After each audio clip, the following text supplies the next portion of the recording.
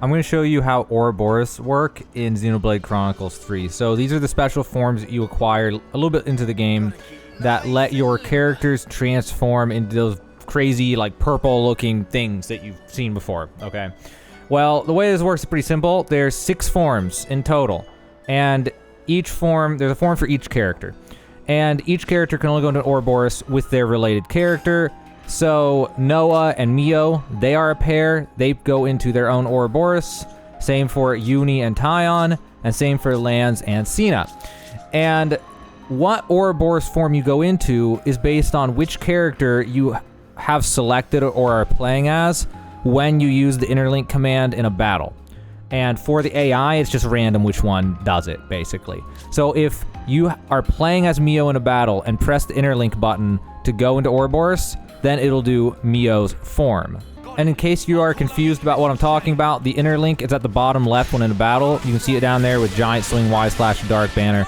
If you press interlink during a battle, you will pull out the other person and it'll take them out of the fight and you'll be an ouroboros.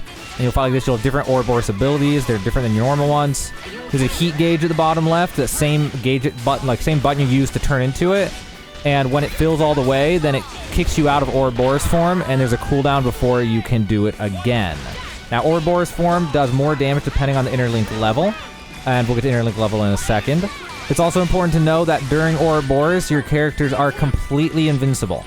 So you can't die while in ouroboros, as far as I'm aware, at least. Now, after that ouroboros level, the interlink level, in order to get that to go higher, it starts at level 0 in a battle. And when you use fusion attacks, that is what makes the interlink level go up. Now, it takes maybe 4 or 5 fusion attacks in order to make interlink go to level 2. Or level 1, I mean. And then again, like 4 or 5 more to get to the next level, and 4 or 5 more to get to, level 3. And each of those levels will be stronger than the last when you summon and do significantly more damage. So interlink level 3 will do a crazy amount of damage compared to level 0. Also, when you use the interlink at level 3 and maybe level 2 again, also I don't remember, but I know at level 3, when you use it, it just does a sudden amount of damage to everything nearby just by the act of transforming, which is kind of crazy and can make chain attacks confusing because you might accidentally kill enemies that you didn't mean to kill and you can't chain attack. But yeah, so when you pull out level 3 interlink, it just does an insane amount of damage just by summoning it. Also, there's a different form of a chain attack. If you are using a level 3 interlink and you summon ouroboros with that level 3, and then do a chain attack while in that ouroboros form, a level 3 one, it will start a special chain attack where you get to do a chain attack with each of the ouroboros forms for those 2 characters. So if Mio, the character right in front of you on the screen right now, if she goes into level 3 ouroboros, and then I use a chain attack, I will do a chain attack with her ouroboros. Then I'll do a chain attack with Noah's ouroboros, and then after that, the chain attack's just done. So it's like a special chain attack just for ouroboros. It actually does less damage than a normal chain attack if you can pull off the full 5-round normal chain attack. It's not as good as a normal chain attack, but it's a thing. So if we're talking ouroboros, you should know about it. It's an ouroboros thing. And also, you won't unlock that till a little bit later, like end of chapter 2 or something like that. That's when you'll unlock the ability to do that. Now, there's also something you need to know about in the character screen. There is interlink. You'll unlock this, I don't know, end of chapter 2, beginning of chapter 3, I don't remember. And in the interlink section, you can change the arts for the ouroboros form for each character. This is Noah's. I could swap out this with Dragon Tail, for example, or I could go to Mio's, and I could swap out one of these as one of these, and so on and so forth for each character. And then there's also the skills that you can see, and then there's the soul tree. Now, this is the really important part. So this is like a talent tree from any other video game you've ever played in your entire life. And you'll get SP throughout the game from discovering new areas and progressing the story and whatnot. There's a bunch of different triggers for getting SP as you play the game. And you'll go here in order to spend the SP on various things. One of the big ones is unlocking arts canceling, which lets you cancel one art into another, but it makes the heat gauge fill up a little bit faster than normal, but it lets you get your DPS out way faster at the cost of overheating faster. Also, I didn't say this earlier, but when you're in those battles, if you use enough normal attacks and you start your interlink high enough, you'll get to use like your super ability, like the, just like every character has the B or A, on the actual controller, the one on the right out of the 4 options. There's one for the ouroboros too, but it's hard to reach unless you're at interlink level 1 or 2 at least when you transform. Interlink level 0, I think, will overheat too fast unless you have some of these skills.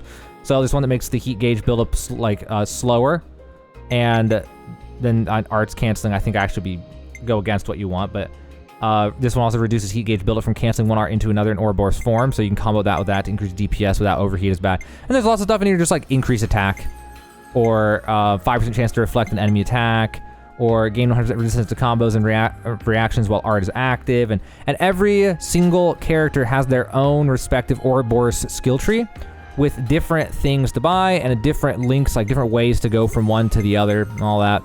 So keep that in mind. Each one gets built differently than the other. Now, another thing you need to know about is these things over here. So these are soul link slots. You'll start off with one and eventually you'll get a second one as well. And what this does is lets you take one thing from the other person's skill tree and put it on the other person's skill tree for the related pair. So Mio and Noah, for example. So this is Mio. I can click this and it'll show me Noah's skill tree. And I can go through and I can pick something that Noah has unlocked and select it. And then Mio will also have that. So just to give you one free thing. Now this is most helpful for something like, you either want to go for something like this where you just get 20% more attack, which is going to stack on top of your other things to do more damage, or you'll want a specific ability for something, like if there's anything good here, like this one, break all, give break all, this one, bleed and blow down. Like if you have some ability that you want the other person to have really bad, then you can, you know, put that as your interlink slot, and you'll get, like I said, you'll get a second one later on in the game. So those are the skill trees, and that's how that works, and that's pretty much everything you know about soul trees, at least, and that's pretty much everything there's to know about ouroboros in general. There's not much else to look at other than you can see everyone's ouroboros. I guess something else I should mention here is you can see the ASAA here, or ASBS in the very middle of the screen, like what they're good at. That'll show you what that person's ouroboros is good at. So like Noah's ouroboros is really good as an attacker and a defender, but terrible as a healer. Doesn't even have healing abilities, I don't think. Same for Mio, except an A on the attacker and S on the defender. And then Uni obviously has an A for healing. She actually has healing abilities in her ouroboros form that you can unlock. And then Tyon, B, so he's a healer but not as good as Uni. And then that last one's like player control, how easily player can control and figure out what to do with them, I guess, is what I was told at least.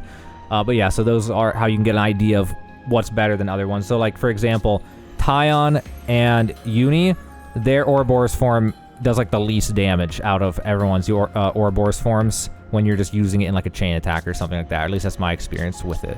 And speaking of chain attacks, that's one last thing you know about. In chain attack, if you pick the card, the order it's called, for one character and then the other, then the next round it'll give you the option for an ouroboros form for them. So like, if first round you pick a card with Noah on it, and the second round you pick a card with Mio on it, then the next round there will be an ouroboros card in your chain attack. They'll do an ouroboros attack, but it always ends the attack. So you want to do that. You want to do that to where it's after the after the third round or after the fourth round, depending on how you do it. Because you can do this, you have to see my video about chain attacks if you don't know how chain attacks work, if you don't already know how it works. So yeah, you either get, ideally you want 4 attacks and then the ouroboros, so you want to wait to pick one that pairs with someone else. But yeah, if you pair them, an ouroboros card will pop up in the chain attack. So that's the last thing I can think that exists about ouroboros. That's, as far as I'm aware, that's literally everything there is to know about ouroboros form in this game. If I missed anything, just comment and ask me, and hopefully I'll notice and be able to answer it in the comments. But I think that's literally everything there is to know about ouroboros in Xenoblade Chronicles 3.